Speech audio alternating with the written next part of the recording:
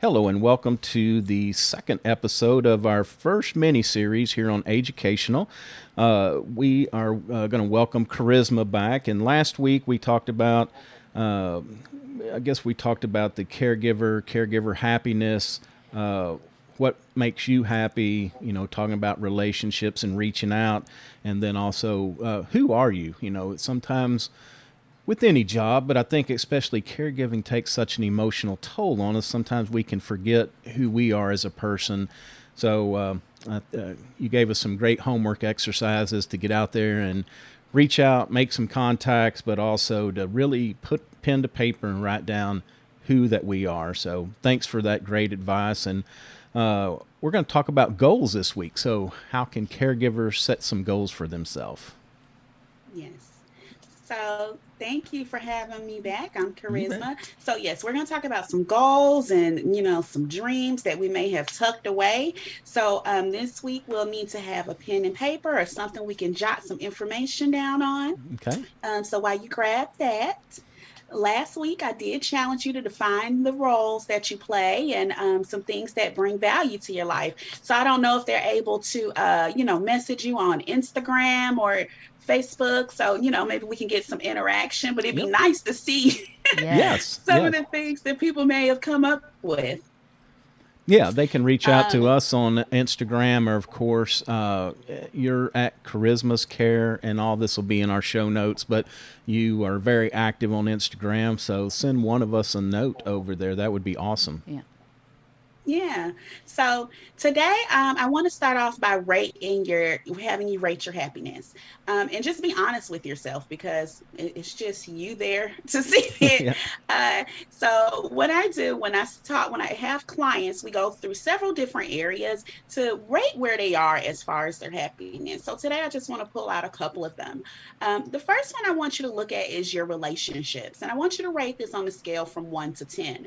So with your relationships, where are you? One would be the least, not happy at all with your relationships and how they are right now. And 10 would be the very most. I'm great with my relationships. They're, pretty strong, and that could be friendships, family, any of those different things. So that's the first one, your relationships. Next, I want you to rate your health and wellness. So, one, my health is Mm. terrible. I'm just going to be honest with myself. 10, my health is perfect. I mean, I personally had an 80-year-old that was still running the marathon that they do in Wow. Canada. So I would say that he was probably a Yes. 10. Yeah. Right. Aw, that's That's awesome. Yes, he ran it every single year, and he was 80, and I came to do his visit, and he was still running that oh my marathon. gosh. So, Wow. and then the last one, yes, yes. And the last one I want to pull out is your attitude about life. How do you rate that on a scale from 1 to 10? Where are you in your life, and just how happy are you in this place right now? Because as caregivers, our mood just kind of changes. So Yeah. sometimes, we're doing really good, and then, sometimes we're not doing as well. Yeah. So I want you to rate those and, just look over that and take a deep breath and say, oh, wow, Yeah. this is where I am. So, are you happy? Are you happy in your life right now? Are you happy with your relationships? And if not, how can we make it better? How do you get to the point that you aren't pursuing happiness, but you're on a happiness pursuit? Okay. You're making it your own. You're just, whatever you're doing every day, you're happy with it. Yeah. So the first thing we want to realize is that happiness really isn't based on a lot of outside influences. A lot of times, and we talked about it last time, we think that money, fame, all of those things are going to make us happy, but they Right. really don't. No. Um, what we actually find is that happiness is based on your mind. There are actually four brain chemicals that are responsible for your happiness: dopamine, oxytocin, serotonin, and Mm. endorphins. So those are the things that have to do with your happiness.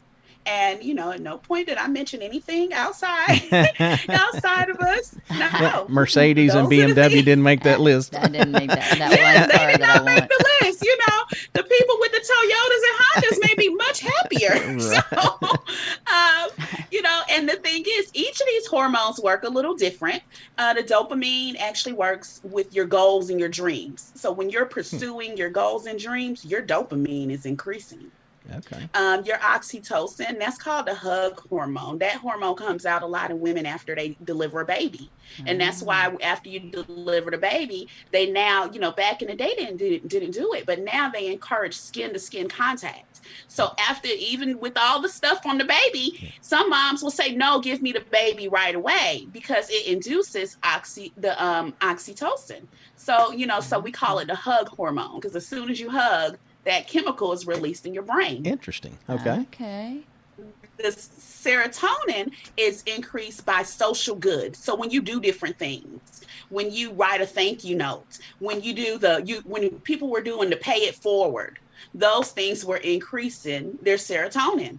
And then endorphins, that's that sense of euphoria. That's that runner's high after you finish a workout. And, when you going in there, you're like, oh my gosh, I do not want to do this workout. But once you were done, you were ready to go. We're starting the day. That is the endorphins. And actually, it is 3 times as powerful as morphine without the high. Wow. Wow. Okay. So going out for that morning walk, it increases and stimulates the endorphins. There's nothing like it. What we can say is, overall, to stimulate these things, you strive towards a goal. You show a little kindness and you do a little exercise. Those 3 things can make you happier. Yeah, and I think it's important to know that, it's hard to find happiness in others or in things. And that I think this is such an awesome point that could be made, not only to caregivers, but to everybody, is these 4 things that we can do, they will provide us really all the happiness. And guess what? We're going to be making people around us happy too. Right. And it's contagious. Yes, Right? it is. When they started doing the pay it forward, everybody started doing pay it forward. Yeah. Yes. I mean, it wasn't unknown to go to McDonald's and they say, oh, your meal is already paid for, or go to Starbucks, oh, they already took care of your coffee. Yeah. I love doing that. Yeah. And see, you love doing it. I do. Especially in the drive-through. Yes. Yeah. I don't want to see them, though, after. Yeah. I don't want to see them after, though. I mean, I'm just like, yeah. That's fun. You're like, only in the drive-through. Only in the drive-through. I don't want to see you after. Yeah. No. It's fun. Yes. Yeah. So, these things, the simple acts of kindness, the gratitude, the generosity, combining all of those increases these hormones, increases these chemicals. So the other thing that it does is, when we're increasing these chemicals in the brain, we're now decreasing and slowing down the aging process. We're decreasing the cortisol in your body, which I had mentioned last episode. Oh.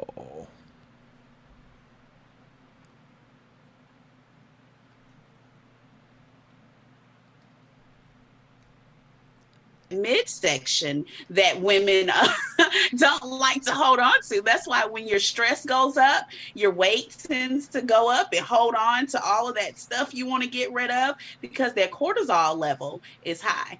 But when we're decreasing the cortisol, we're working on decreasing our stress, because we're increasing our happiness. So it all works together. So some things that I want you to work on this week is a simple act of kindness. Whether that's pay it forward, whether that's, now we wear masks, but if we're not wearing masks, we could smile at a stranger. Yeah. When people smile at strangers, even with the mask, my teenage daughter told me, people can see you smiling, Mom. They can see your eyes. I was going to say, and it comes I thought through in your about it, eyes. And I said, yeah. I said, well, Nadia, smile. That's my daughter. And she smiled. I said, I can see it in your eyes. I never noticed that. You can.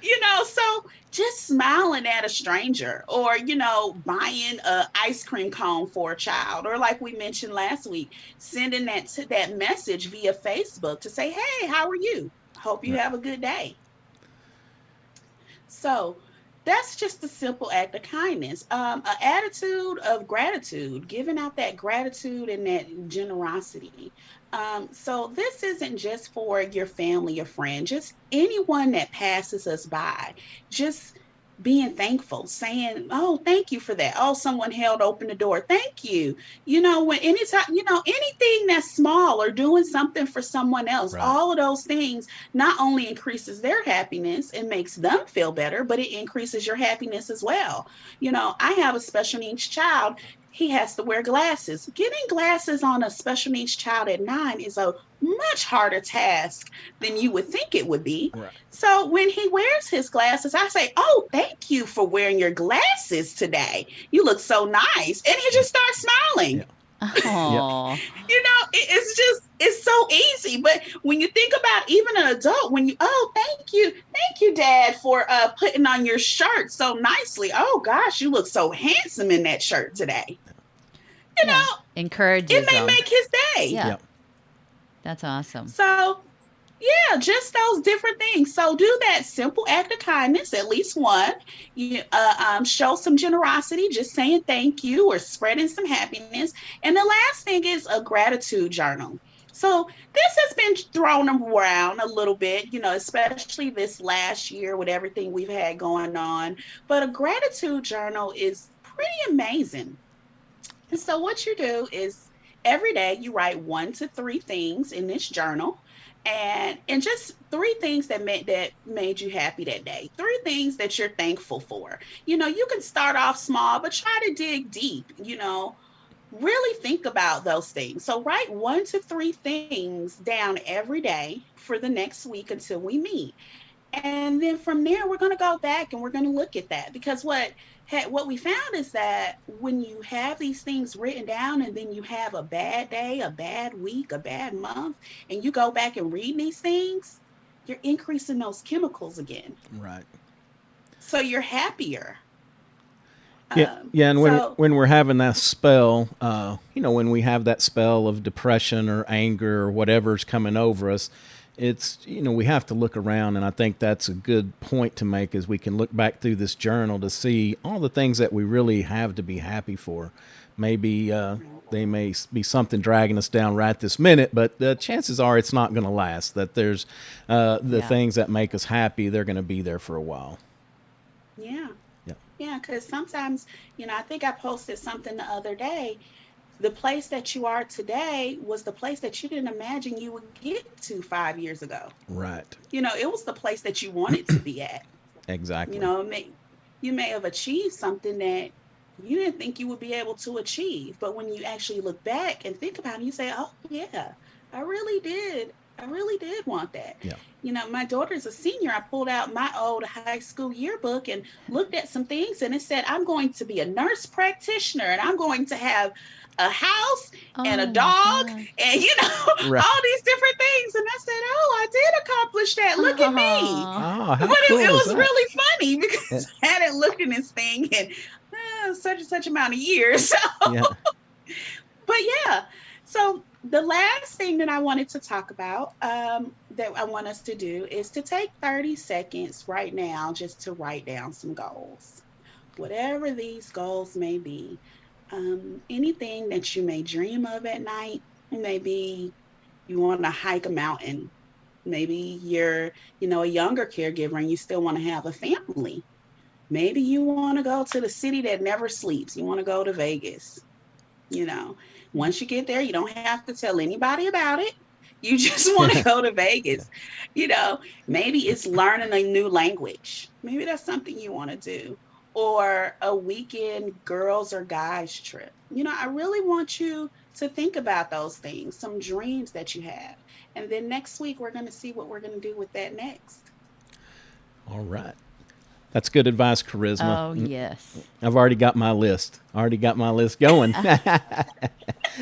All right. Well, thanks so much. So next week, we're going to talk about visualization, and we'll visualize these things that we've written down. So that's awesome. Tell everybody how they can reach out and get a hold of you in the meantime. Okay, so I'm on social media platforms, Charisma's Care. That's Facebook, LinkedIn, and Instagram. And then my website is charismascare.com. Okay, awesome. Y'all reach out to Charisma. Really simple. She is the caregiving coach, and she can help you through this journey so we can all make it through with our sanity intact. And she's going to show us how we can also be happy in the process. So we appreciate that. That's going to do it for another episode. That's going to do it for episode number 2 of our first mini-series on caregiver happiness. We're really excited. And again, Charisma, we can't tell you how thankful we are for you coming on and doing this mini series for us. It's been great. So until next time, I'm Roy. Thank you so much for having me. You bet. And Terry, I'll let her. Sorry, this is Terry. I'm just listening. I'm all happy. I'm just watching your smile. You have a great smile. All right. You can find us at www.AGEUcational.com. We're on all the major social media platforms as well as iTunes, Stitcher, Google, Spotify. If we're not on one that you listen to, please reach out. We'd be glad to add it. So until next time, take care of yourself and take care of your loved ones.